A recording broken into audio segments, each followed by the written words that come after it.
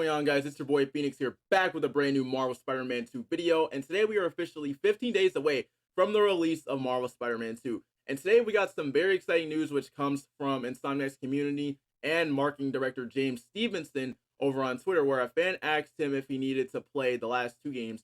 And James responded with that there will be a recap of the events of both games. Now, this is how I picture the recap. You guys know the recap for God of War Ragnarok. I think it could be something similar to that, where we see all of the events from Marvel Spider-Man PS4 and Miles Morales, and then it ends with Norman getting Harry out of the tank. And then we get to see that scene with Harry and Norman that we saw in the story trailer. Secondly, I want to touch on something that I just want to give my thoughts about, which is the spoiling situation. Now, from what I've seen and know is the stuff that we've seen in trailers and just connecting it together to make it make sense. But other than that, this situation is something that I have never seen before. And for the fact that it's happening to a game that's been highly anticipated for 5 years is ridiculous. And I think that it's crazy that people are trying to spread these spoilers for the fans and everybody else in DMs.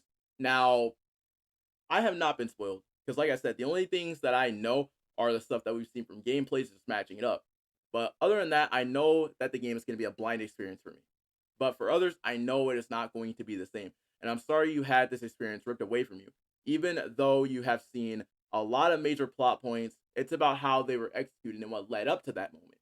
And what happened with that character at that moment, and how that character became how he is throughout the story. But other than that, when you were still playing the game, it's about all of that. Like, it's about what happens and leading up to that moment. And like I said, what happens to that moment, what happens leading up to that moment when you're playing the game. And that can't be taken away from you.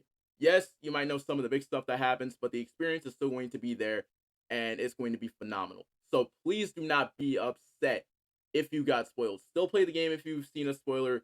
Say, I don't believe nothing. If you have seen a spoiler, just say, I don't believe nothing. I don't see it. I don't know shit. So if you got spoiled, game is fine. But I do feel bad for anybody that did get spoiled, because those are the hardcore fans that have seen it and gotten spoiled, because people are being a-holes and want to ruin it for other people, and you should be ashamed of yourself. I don't understand, like, what do you get out of spoiling stuff for people? Like, is there like a reason? Like, do you just do it for enjoyment or something? And also, I want to say, most of the people that are going to be playing this game are going to be playing this blind, and everybody that has them spoiled are going to enjoy it, like, without a spoil. And,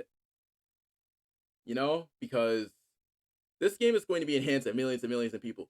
Yes, maybe some of you guys that are watching are the hardcore fan base that got spoiled, but majority are going to be experiencing blind. It's going to be heat, and it's going to be spectacular. And Insomniac's still going to get their credit and their satisfaction. So all these people that think they're doing something great by spoiling the game, you're not running anything, because to be honest, I feel bad for you guys, because when you think about it, y'all are technically spoiling yourself. Y'all spoiled yourself.